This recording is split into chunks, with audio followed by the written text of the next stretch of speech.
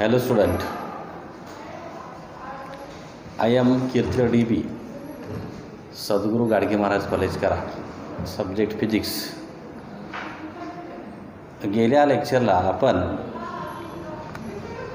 Variation of resistance with temperature म्हणजे एखाद्या मटेरियलचा रेजिस्टन्स त्याच्या टेम्परेचरवरती अवलंबून असतो याच्या संबंधी माहिती आपण गेल्यावेळी पाहिलेली आहे. तसेच एक फेनॉमेनन त्याचं नाव आहे सुपर कंडक्टिव्हिटी. सुपर कंडक्टिव्हिटी म्हणजे काय? ह्या सुपर कंडक्टिव्हिटी फेनॉमेननवरती सध्या जगभर रिसर्च चालू आहे. तुम्हाला मी त्यावेळी सांगितलं आहे. तुम्हाला सुद्धा एक संधी आहे की तुम्ही ह्या सुपर कंडक्टिव्हिटी फेनॉमेननवरती जर संशोधन केलं तर तुम्हालासुद्धा नोबेल प्राईज मिळू शकतं. तर तुम्हाला एक शुभेच्छा आहेत, तुम्ही या विषयावरती संशोधन करावं. इथंपर्यंतचा भाग आपण गेल्या लेक्चरला पाहिलेला आहे. आज आपण या पुढील भाग त्या पॉईंटचं नाव electromotive force.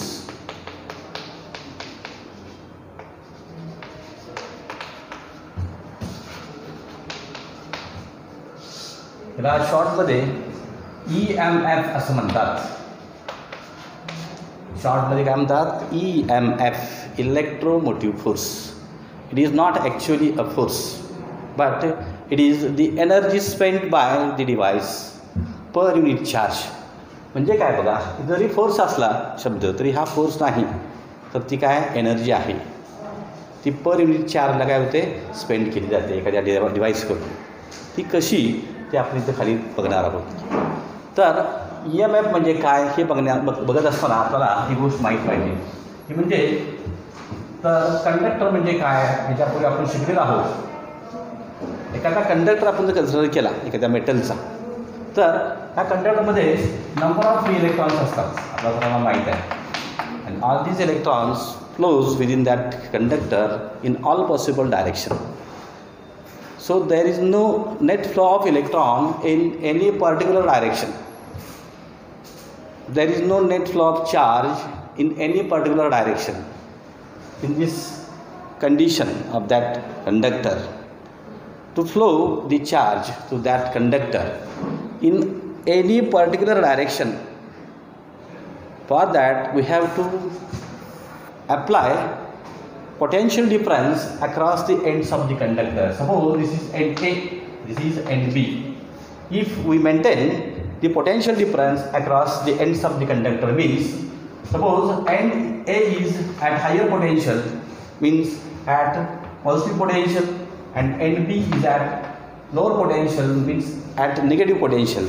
That is, end A higher potential, end B is at negative lower potential. So there is a potential difference across the ends of the conductor. Then and then charge flows through that conductor in a particular direction. To maintain that steady flow of charge within that conductor, we have to apply some potential difference across that ends of the conductor.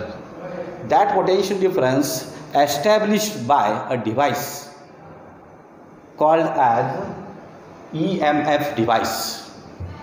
काय म्हणतो मी? EMF device म्हणजे EMF हे काय एक device आहे.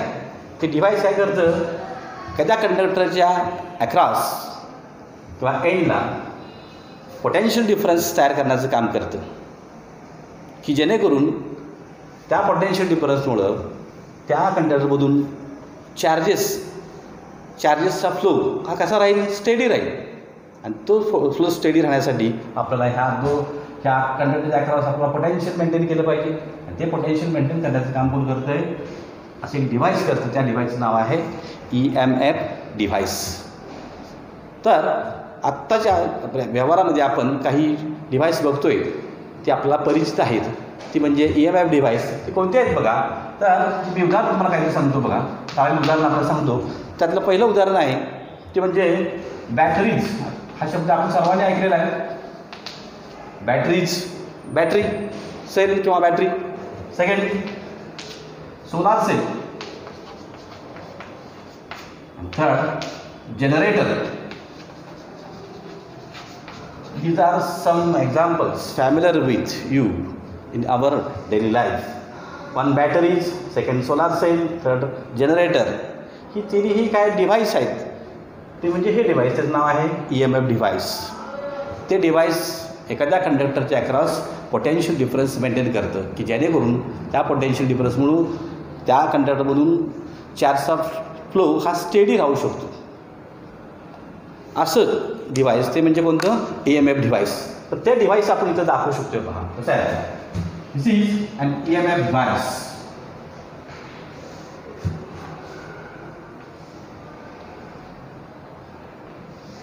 This is EMF device maintained at two different potentials. One at positive potential, second at negative potential. This is EMF device represented by an arrow. Represented by an arrow directed from negative terminal to positive terminal. Directed from negative terminal to positive terminal. That device having some internal resistance R. If such a device is connected across a conductor having resistance R, this is resistance of the conductor R. This device maintain potential across that conductor, means across that resistance AB. Due to that potential difference, charges flows through that conductor. That means charge flow through that circuit. Suppose dq with the charge flows through that circuit or to that conductor.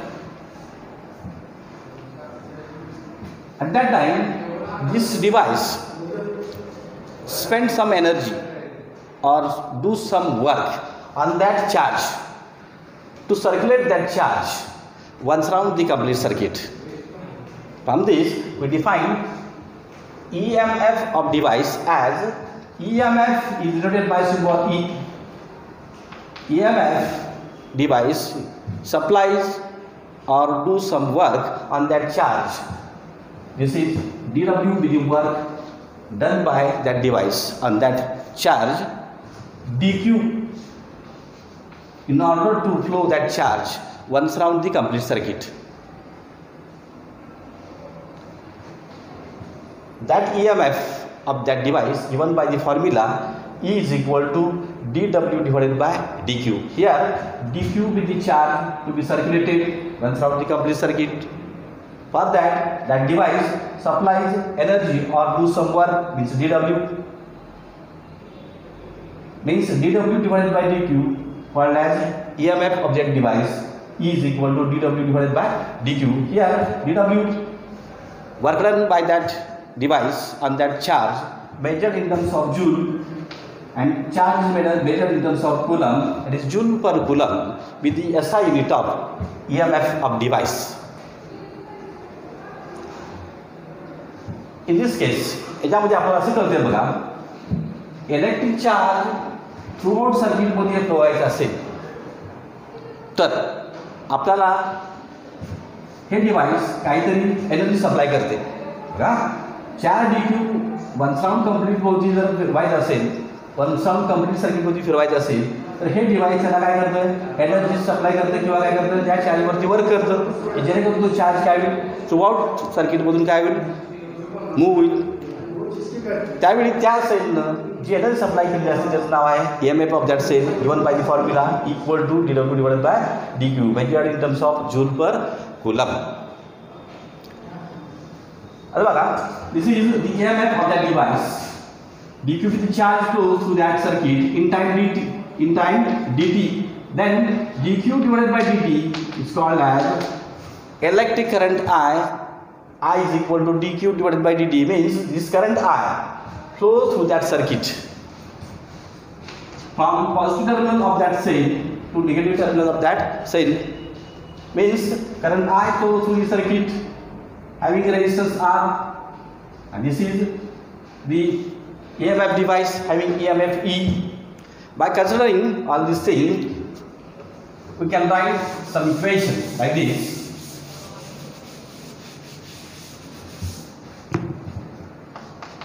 Total energy supplied by the device means this is the total energy or work done by the device. dW equal to E to dQ. Total energy supplied by the device means dW equal to part of energy required to move that charge through external resistance. Yeah, this is external resistance having potential difference V. Therefore, we can write equation like this: dW dash equal to V into Q, V into dQ, where V with the potential across that resistor and dQ with the charge to be flow through that resistor. At that time, some work is done equal to dW dash, and remaining work done by that cell to flow that charge through the device having internal resistance R. Therefore, we can write equation like this: dW double dash equal to V dash into dQ, where V dash with the potential across that internal resistance R. Then substitute these values in this relation: dW equal to E into dQ equal to dW dash equal to V into dQ, and dW double dash equal to V dash into dQ. This dQ common both sides gets cancelled. dQ into bracket V plus V dash, dQ gets cancelled. Therefore, E equal to V plus V dash. Here E be the EMF of that device, V be the potential difference across that resistance R, and V dash be the potential across internal resistance of that cell. According to Ohm's law, we have V is equal to IR, and V is equal to I into small r. V is equal to IR, voltage across this resistor R be equal to IR, and voltage across this internal resistance of cell equal to IR. And substitute these values in the above relation, we will get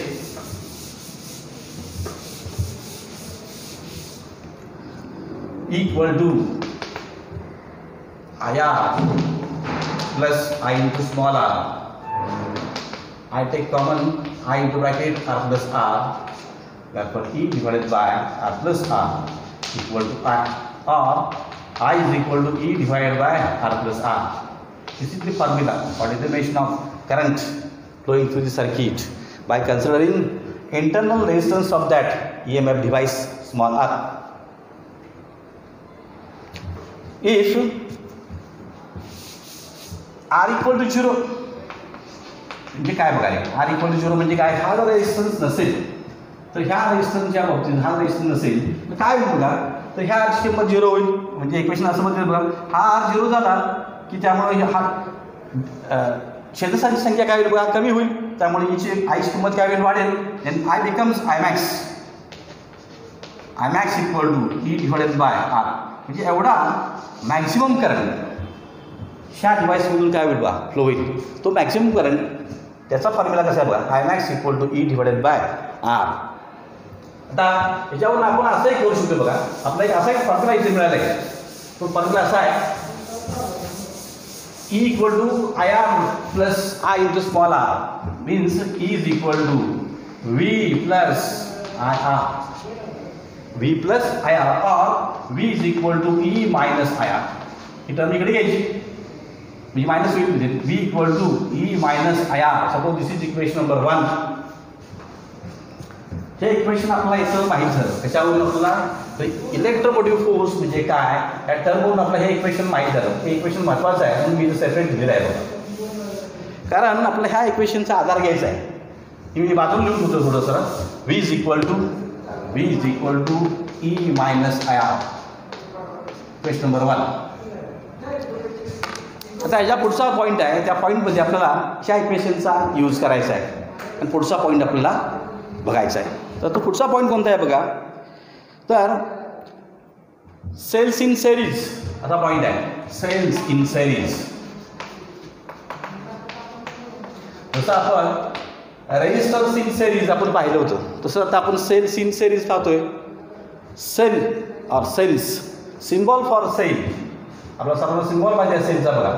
बॅटरीचा symbol असा असतो, म्हणजे battery आहे त्या बॅटरीचा symbol असा आहे, ज्यामध्ये 2 प्लेट्स असणार. ही कुठली बघा, पॉझिटिव्ह प्लेट, ही कोणती, निगेटिव्ह प्लेट असणार आहे. आता सेल आहे म्हटलं की सेलला काय असतो, इंटरनल रेझिस्टन्स असतो, तो किती असतो बघा, आर असतो. सेलला काय असतं, व्होल्टेज असतो, पोटेन्शियल डिफरन्स, तो किती असतो, व्ही असतो. आणि सेलला EMF असतो, तो किती असतो बघा, ई असतो. म्हणजे एखादा सेल तुम्हाला जर दिला त्याचा सिम्बॉल असा असेल, त्यामध्ये 2 प्लेट्स असतील, एक प्लेट पॉझिटिव्ह पोटेन्शियल असेल, ही कशी असेल, निगेटिव्ह पोटेन्शियलला. म्हणजेच काय, मोठ्या प्लेटवरती पॉझिटिव्ह चार्ज असेल, दुसऱ्या प्लेटवरती, छोट्या प्लेटवरती निगेटिव्ह चार्ज असेल. हा सेल आहे, त्याचा सिम्बॉल आहे, त्याला व्होल्टेज म्हणजे पोटेन्शियल डिफरन्स किती असतो, व्होल्टेज बी असतं, EMF किती असतो, ई असतो, आणि त्याचा इंटरनल रेझिस्टन्स किती असतो, आर असतो. असे सेल्स आपल्याला काय करायचे आहेत, सिरीजमध्ये काय करायचे आहेत, कंबाईन करायचे आहेत किंवा जोडायचे आहेत. म्हणजे 2 सेल्स सिरीजमध्ये कसे जोडायचे त्यात आपल्याला पाहायचं आहे. तर मग किती सेल्स आपण कन्सिडर केले पाहिजेत बघा, 2 सेल कन्सिडर केले पाहिजेत. हा पहिला सेल असेल, हा कोणता असेल, दुसरा सेल असेल. हा पहिला सेल, हा कोणता आहे, दुसरा सेल आहे. Connect this to cells in series. सिरीजमध्ये जोडायचं म्हणजे नक्की काय जोडायचं, connect this cells in a single electrical path such that positive of a cell connected to negative of next and so on. म्हणजेच काय, पहिल्या सेलचं पॉझिटिव्ह दुसऱ्या सेलच्या निगेटिव्हला जोडायचं, किंवा पहिल्या सेलचं निगेटिव्ह दुसऱ्या सेलच्या पॉझिटिव्हला जोडायचं. बघा कसं, पहिल्या सेलचं निगेटिव्ह दुसऱ्या सेलच्या पॉझिटिव्हला जोडलं तर चालतं आहे, किंवा पहिल्या सेलचं पॉझिटिव्ह दुसऱ्या सेलच्या निगेटिव्हला जोडायचं. मग आता आपण इथे असं करू बघा, पहिल्या सेलचं निगेटिव्ह दुसऱ्या सेलच्या पॉझिटिव्हला जोडूया. म्हणजे असेल बघा, पहिल्या सेलचं निगेटिव्ह दुसऱ्या सेलच्या पॉझिटिव्हला, first cell having positive plate, positive negative, पुन्हा ही पॉझिटिव्ह ही निगेटिव्ह. म्हणजे कसं झालं बघा, पहिल्या सेलचं निगेटिव्ह दुसऱ्या सेलच्या पॉझिटिव्हला आलं. म्हणजे हे 2 सेल कसे जोडले, आपण म्हणायचं सिरीजमध्ये जोडले, सिरीजमध्ये कंबाईन केली. असं जर असेल तर काय होईल बघा, जर पहिल्या सेलचं व्होल्टेज समजा V1 असेल, दुसऱ्या सेलचं व्होल्टेज किती असेल बघा, V2 असेल. समजा हा पॉईंट कोणता आहे बघा, A पॉईंट, हा कोणता पॉईंट आहे, B point. Such combination of cells is called as battery. ह्याला आपण बॅटरी असं म्हणतो. मग terminal potential of that battery, ह्या बॅटरीचं एकूण पोटेन्शियल किती असेल, ती किती असेल बघा, तर V equal to, V means terminal potential of that battery in series combination, V equal to ह्या 2 सेलच्या व्होल्टेजची बेरीज. म्हणजे कसं बघा, V1 प्लस V2. म्हणजे बघा, जी बॅटरी तयार झाली, किती सेल तयार झाली, 2 सेल आपण सिरीजमध्ये जोडल्यामुळे तयार झाली. मग एकूण बॅटरीचं व्होल्टेज किती असणार आहे, V. ते व्होल्टेज म्हणजे ह्या 2 सेलच्या व्होल्टेजची बेरीज असते. म्हणजे काय बघा, V is equal to V1 plus V2. म्हणजे काय, टर्मिनल व्होल्टेज और potential of the battery V is equal to sum of voltage of individual cell. Sum of voltages of individual cell means V is equal to V1 plus V2. समजा हे 2 sale एकाच पोटेन्शियलचे असतील. म्हणजे कसं बघा, पहिल्या सेलचं potential समजा 1.5 व्होल्ट आहे, दुसऱ्या सेलचं पोटेन्शियल किती आहे, 5 व्होल्ट आहे. तर एकूण बॅटरीचं व्होल्टेज किती असणार बघा, 1.5 प्लस 1.5. म्हणजेच काय, 1.5 गुणिले 2 बरोबर 3 व्होल्ट. म्हणजे बॅटरीचं व्होल्टेज जे असतं बघा 3 व्होल्ट असणार आहे. याचा अर्थ आपण असं करतोय बघा, 2 सेल्स जर आपण सिरीजमध्ये जोडले तर एकूण जे व्होल्टेज मिळतं ते कसं मिळतं, लार्ज मिळतं, मोठं मिळतं, जास्त मिळतं. म्हणजे व्होल्टेज जर जास्त मिळवायचं असेल तर आपण एकापेक्षा जास्त सेल्स आपण सिरीजमध्ये जोडले पाहिजेत. म्हणजे काय जोडले पाहिजेत, एकानंतर दुसरा, दुसऱ्यानंतर तिसरा. म्हणजे कसं, एकाची निगेटिव्ह दुसऱ्याच्या पॉझिटिव्हला जोडली तर 2 सेल्स कसे जोडले म्हणायचं, सिरीज मेथडमध्ये जोडले असं आपण म्हणू शकतोय. आलं लक्षात. आता बघा, आता 2 सेल्स आपण सिरीजमध्ये जोडतोय त्यावेळी आपण त्या सेलचा EMF जर कन्सिडर केला, काय म्हणतो का, EMF कन्सिडर केला, आणि त्या सेलचा आपण काय केला, इंटरनल रेझिस्टन्स कन्सिडर केला, तर आपण एक असा फॉर्म्युला लिहू शकतो बघा, by considering EMF of the given cells as well as internal resistance of given cells. पहिल्या सेलचा इंटरनल रेझिस्टन्स समजा R1 आहे, दुसऱ्या सेलचा इंटरनल रेझिस्टन्स काय R2 आहे, पहिल्याचा EMF E1 आहे, दुसऱ्याचा EMF किती आहे बघा E2 आहे. हे कन्सिडर करून जर आपण त्या बॅटरीचं पोटेन्शियल जर बघितलं ते पोटेन्शियल असेल तर बघा, त्यामुळे आपण हे इक्वेशन कन्सिडर करायचं V is equal to E minus IR. जर अशा सेल्स आपण सिरीजमध्ये जोडले तर सर्व सेलच्या EMFची काय होईल बघा, बेरीज होईल, आणि सर्व सेलच्या इंटरनल रेजिस्टन्सची काय होईल, बेरीज होईल. ती बेरीज आपण समेशन साईनने काय करायचं, रिप्लेस करायचं. त्यामुळं हा जो फॉर्म्युला दिला आहे तुम्हाला V equal to E minus IR, ह्या सिरीज कॉम्बिनेशनसाठी काय करायचं, अप्लाय करायचा. तर कसं बघा, V is equal to summation IER. याचा अर्थ काय बघा, समेशन म्हणजे काय, बेरीज, सर्व सेलच्या EMFची बेरीज. नंबर ऑफ सेल्स असतील, नंबर ऑफ EMFs असणार फ्रॉम 1 to N, त्या सर्वांची बेरीज म्हणजे काय, summation of IER minus I summation of RI.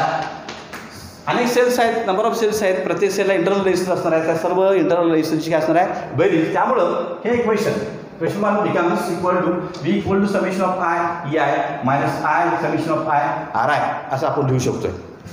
This is about cells in series. तसंच बघा, आपण यावेळेस रेजिस्टन्स इन पॅरलल जसं पाहिलं, तसं आता आपल्याला सेल्स इन पॅरलल पाहायचं आहे. सेल्स इन पॅरलल, जसे सेल्स सिरीजमध्ये आपण जोडू शकतोय तसंच आपण सेल्स पॅरललमध्ये सुद्धा जोडू शकतोय. सेल्स इन पॅरलल, दोन सेल्स पॅरललमध्ये कसे जोडायचे ते आपल्याला जोडता येते. ते कसे बघा, हा समजा पहिला सेल आहे, दोन प्लेट्स असतात, एक पॉझिटिव्ह प्लेट दुसरी निगेटिव्ह प्लेट. दुसरा सेल, पहिली प्लेट पॉझिटिव्ह प्लेट दुसरी निगेटिव्ह प्लेट. हे दोन सेल्स आपल्याला कशामध्ये जोडायचे आहेत, पॅरललमध्ये जोडायचे आहेत, समांतर मांडणी जोडायचे आहेत. ते कसे जोडायचे, connect the given two cells in parallel combination such that positive plate of each cell connected at common point A and negative plate of each cell connected at another common point B, then these two cells are said to be connected in parallel combination like this. कसे बघा, हा पहिला sale आहे, हा दुसरा cell आहे. आपण काय करतोय बघा, दोन्ही सेलची पॉझिटिव्ह प्लेट, ही पॉझिटिव्ह प्लेट आहे, ही पॉझिटिव्ह प्लेट आहे. हे पहिला सेल, हा कोणता दुसरा सेल आहे. दोन्हीची पॉझिटिव्ह प्लेट आपण एका पॉईंटला जोडली. कोणत्या पॉईंटला जोडली बघा, आपण A पॉईंटला.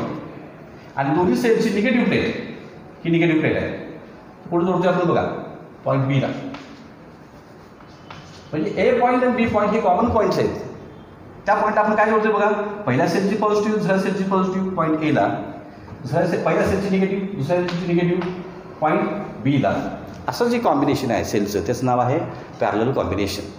मग असं जर दोन सेल्स आपण पॅरललमध्ये कंबाईन केले तर त्याचं कॉम्बिनेशन असं असेल. मग त्यासाठी आपल्याला जर इक्वेशन दिले आता आपण जे बघितलं कोणतं बघा, V is equal to E minus IR. हे इक्वेशन नंबर 1, हे इक्वेशन ह्या कॉम्बिनेशनसाठी प्रत्येक सेलला काय करायचं, आपण अप्लाय करायचं आहे. ते कसं बघा, फॉर फर्स्ट सेल, पहिल्या सेलसाठी हा फॉर्म्युला आपण जर यूज केला तर असेल बघा, हा पॉईंट A आहे, किंवा मी ह्याला थोडंसं बदलतो बघा आपल्या सोयीसाठी. Point B1, this is point B2. Potential at point B1, VB1, potential at point B2, VB2. Potential difference between these 2 points, B1 and B2 equal to V equal to VB1 minus VB2. त्याचा अर्थ कोणता बघा, ह्या दोन पॉईंट्समधलं potential difference किती असेल ते कसं काढायचं बघा. पहिल्या पॉईंटचं पोटेन्शियल डिफरन्स किती असेल, VB1 असेल, दुसऱ्याचं किती असेल, VB2 असेल. ह्यांची सबस्ट्रॅक्शन करायची, म्हणजे potential difference across point B1 and B2, that is V is equal to VB1 minus VB2 equal to. आता बघा हे पोटेन्शियल डिफरन्स झाला. आता कोणता असेल बघा, इक्वल टू मीन्स V म्हणजे हा गेला बघा, इक्वल टू काय असेल बघा, E फॉर फर्स्ट सेल.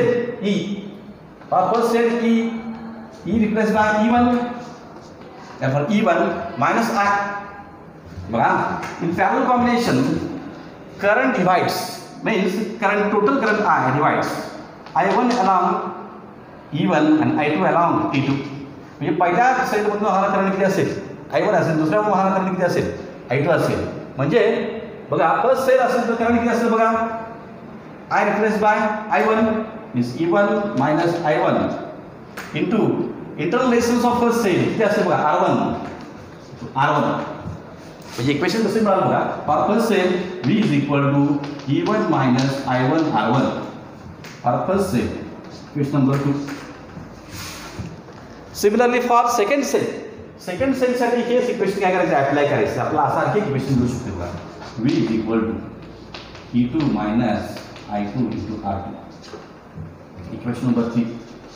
अशी इक्वेशन 2 आणि 3 आपल्याला जर मिळतील कशावरून बघा, पहिल्या सेलसाठी आपण इक्वेशन जर अप्लाय केलं, फर्स्ट इक्वेशन नंबर 2 मिळालं. दुसऱ्या सेलसाठी आपण इक्वेशन नंबर 1 अप्लाय केलं तर इक्वेशन नंबर काय मिळालं आपल्याला, 3 मिळालं. तर इक्वेशन 2 आणि 3 वरून आपल्याला दोन व्हॅल्यूज कॅल्क्युलेट करायच्या, त्या कोणत्या बघा, करंट I1 आणि करंट I2. ठीक कसं बघा, फ्रॉम इक्वेशन 2 आता ही टर्म जी आहे इकडे किती समजा लेफ्टला तर काही पॉझिटिव्ह व्हॅल्यू आहे, काय I1 R1 = E1 ही टर्म इकडे घ्यायची -V. I1 = E1 - V / R1. कशाची व्हॅल्यू मिळाली बघा, I1 ची व्हॅल्यू E1 - V / R1. तसंच आपल्याला I2 ची व्हॅल्यू काढायची आहे. कुठल्या इक्वेशन काढायची बघा, इक्वेशन नंबर 3. कशी बघा, ही टर्म इकडे घेऊया, I2 R2 = E2 - V. therefore I2 = E2 - V / R2. आता दोन व्हॅल्यूज मिळाल्या बघा, एक कोणती, I1 current flowing through cell first, I2 current flowing through cell second. आता ह्या पॉईंटला, कॉमन पॉईंटला हा जो टोटल करंट किती असतो बघा, तो डिवाइड होतोय, म्हणजे I divides at this point I1 आणि I2. म्हणून आपण असं इक्वेशन लिहू शकतो, in parallel combination I = I1 + I2. According to Kirchhoff's first law, I = I1 + I2. Then substitute value of I1 and I2 from this relation. I = काय value substitute करायच्या, I1 किती आहे बघा, E1 - V / R1 plus E2 - V / R2. आपला value substitute केले आणि हे solve करत जायचं पुढे हे सोडवत जायचं पुढं. कसं येईल बघा, I = आता ह्या R1 डिवाइड करायचे, याला सुद्धा डिवाइड करायचं, म्हणजे असं असेल बघा, E1 / R1 minus V / R1 plus E2 / R2 minus V / R2.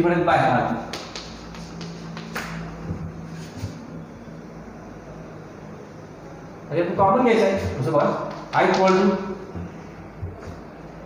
E1 हे दोन टर्म आपण एकत्र घेऊया, म्हणजे बघा E1 / R1 plus E2 / R2. नंतर ह्या दोन टर्म एकत्र करायचं, ह्यात कॉमन काय घ्यायचं बघा, -V कॉमन घ्यायचा, -V in bracket 1/R1 plus 1/R2. Equation कसं मिळालं ना. आता इक्वेशन रिअरेंज करायचं. आता ही टर्म आहे इकडे कशी आहे बघा, निगेटिव्ह आहे, इकडे पॉझिटिव्ह, हा आहे कसा आहे पॉझिटिव्ह, गेलं तर निगेटिव्ह होईल, म्हणजे असेल बघा V in bracket 1/R1 plus 1/R2 = E1 / R1 plus E2 / R2 minus आहे. आता हा ब्रॅकेट सोडून घेऊ पाहिजे आपण, V इन ब्रॅकेट LCM किती R1 R2 हे मल्टिप्लाय इकडे करा, क्रॉस मल्टिप्लिकेशन R1 + R2 = हा सुद्धा ब्रॅकेट आपण सोडून घेऊ शकतो. कसं बघा, LCM R1 R2 cross multiplication करायचं, E1 R2 plus E2 R1 minus आहे. आणखी पुढे सॉल्व्ह करूया आपण, काय ते बघा, मला वाटतं V ची व्हॅल्यू लेफ्टला पाहिजे, म्हणजे असं लिहू शकतो आपण बघा, V = आणि हा ब्रॅकेट आपल्याला कुठे घ्यायचा आहे, राईटला घ्यायचा आहे, म्हणजे तो इथं मल्टिप्लाय केल्यानंतर काय मला डिवाइड होणार, त्यामुळे ही टर्म वरती जाईल, ही टर्म कसं खाली येईल बघा, त्यामुळे काय बघा, ही टर्म तुम्ही काय बघा कॅन्सल होतील, म्हणजे काय बघा, V = E1 R2 plus E2 R1 divided by R1 plus R2 minus I in bracket, he term इकडे पुढे जाईल पाहिजे, इथे गेलं तर काय बघा, ही टर्म वरती जाईल, R1 R2 divided by R1 plus R2 असं एक इक्वेशन मिळेल आपल्याला. आता आपण पॅरलल कॉम्बिनेशनमध्ये आपण दोन सेल कनेक्ट केले होते, त्या दोन सेलचा मिळून एक सेल आपण कन्सिडर केला, एक सेल कन्सिडर केला, तर एका सेलचा एका सेलचं जो EMF एका सेलचा EMF, तो EMF म्हणजे आपण हा कन्सिडर करायचा. दोन सेलचा मिळून एक सेल, त्याचा EMF म्हणजे कोणता? E. दोन्ही सेलचा इंटरनल रेझिस्टन्स तो म्हणजे काय असेल बघा, हा असेल. तर मी असं लिहू शकतो बघा, V is equal to E equivalent म्हणजे काय, दोन सेलचा EMF त्याचा इक्विव्हॅलंट EMF म्हणजे काय असेल, E equivalent minus I into R equivalent. हे इक्वेशन कसे मिळालं बघा आपल्याला. दोन सेल आपण पॅरल कॉम्बिनेशनमध्ये कनेक्ट केलेत, त्या दोन्ही सेलचा मिळून एक सेल कन्सिडर करायचा आणि त्या सेलचा EMF म्हणजे काय म्हणायचं, E equivalent EMF of that combination, E equivalent. तसंच दोन सेलचा इंटरनल रेझिस्टन्स त्याचा एकत्रित रेझिस्टन्स एक कन्सिडर केला, तो कोणता असेल बघा, R इक्विव्हॅलंट असेल. म्हणजे कसं असेल, R इक्विव्हॅलंट म्हणजे बघा V is equal to E equivalent minus I into R equivalent. कधी बघा तर E इक्विव्हॅलंट बरोबर असेल बघा, E इक्विव्हॅलंट बरोबर काय मिळालं आपल्याला बघा, E1R2 plus E2R1 divided by R1 plus R2 असं मिळालं. इक्वॅलंट रेझिस्टन्स ऑफ पॅरल कॉम्बिनेशन म्हणजे हे हा फॉर्म्युला मिळाला, E1R2 plus E2R1 divided by R1 plus R2. आणि असे मिळेल बघा, इक्वॅलंट रेझिस्टन्स R इक्विव्हॅलंट काय मिळेल बघा, R इक्विव्हॅलंट कसं मिळालं आपल्याला, हा मिळाला formula R1R2 divided by R1 plus R2. Equivalent resistance of combination असे दोन फॉर्म्युले आपल्याला मिळाले. हाच फॉर्म्युला आपण वेगळ्या पद्धतीने असं लिहू शकतो बघा, 1/R equivalent equal to 1/R1 plus 1/R2. म्हणजेच काय, हे जर हे इक्वेशन जर सोडवलं तर आपल्याला हे इक्वेशन मिळू शकते. म्हणजे काय बघा, हा कायला इक्विव्हॅलंट EMF ऑफ पॅरल कॉम्बिनेशन आणि हा काय असेल, इक्विव्हॅलंट रेझिस्टन्स ऑफ पॅरल कॉम्बिनेशन. आणि तोच आपल्याला ह्या पद्धतीने सुद्धा काय करता येतोय, लिहिता येतोय. जर मी याला डिवाइड केलं बघा, E इक्विव्हॅलंटला मी जर R इक्विव्हॅलंटला डिवाइड केलं म्हणजे कसं बघा, ह्या E इक्विव्हॅलंटला आपण काय करायचं आहे, R इक्विव्हॅलंट काय करायचं आहे, डिवाइड करायचं आहे. मग कसं येईल बघा, हा जो R इक्विव्हॅलंट समजा इथे घेतला बघा, R इक्विव्हॅलंट म्हणजे ही टर्म मी इथे घेतली लेफ्ट साईड आणि ही टर्म आहे ती जर ह्याला काय असणार आहे, डिवाइड असणार बघा. कशी बघा, R1R2 divided by R1 plus R2. हे असं डिवाइड झालं तर हे वरती जाते, हे खाली येईल. हे वरती गेलेलं ही टर्म काय होणार बघा, कॅन्सल होणार. म्हणजे शिल्लक टर्म शिल्लक कोणती राहिली बघा, E equivalent divided by R equivalent. E equivalent divided by R equivalent equal to E equivalent divided by R equivalent equal to शिल्लक टर्म कोणती राहते बघा, E1R2 plus E2R1 divided by R1 into R2 divided by R1 into R2. आता हे किती सेलसाठी झालं बघा, तर ही फक्त दोन सेल जर आपण पॅरलमध्ये कनेक्ट केलं तर असा फॉर्म्युला आपल्याला मिळतोय. जर असे नंबर ऑफ सेल्स जर आपण पॅरलमध्ये कनेक्ट केले तर आपल्याला फॉर्म्युला कसा मिळेल, तो फॉर्म्युला आपल्याला इथे फक्त लिहायचा आहे बघा. ते कसं असतं बघा, E equivalent divided by R equivalent equal to E1 divided by R1 plus E2 divided by R2 plus dot EN divided by RN. म्हणजे एकापेक्षा जास्त म्हणजे नंबर ऑफ सेल्स जर आपण पॅरलमध्ये कनेक्ट केले, त्यांच्या EMFचा आणि इक्विव्हॅलंट रेझिस्टन्सचा रेशो आपण काढला तर त्याचा फॉर्म्युला आपल्याला असा मिळू शकतो. आणखी 1/R equivalent equal to 1/R1 plus 1/R2 plus 1/RN. Equivalent रेझिस्टन्सच्या व्हॅल्यू कशी असेल तर ती अशी असेल, 1/R equivalent equal to 1/R1 plus 1/R2 plus 1/RN. अशा प्रकारे आपण दोन सेल्स सिरीजमध्ये कशी जोडायची आणि पॅरलमध्ये कशी जोडायची त्याच्या संबंधित फॉर्म्युले हे आता आपण पाहिलेले आहेत. तर तुमच्या पुस्तकामध्ये आणखी असं दिलेलं बघा, advantages of cells in series and cells in parallel. म्हणजे सेल्स सिरीजमध्ये जोडून काय तुम्हाला फायदा होतोय, सेल पॅरलमध्ये जोडून तुम्हाला काय फायदा होतोय. तर आपल्याला एक फायदा एखादा सांगता येईल काय येतो काय तो बघायचा.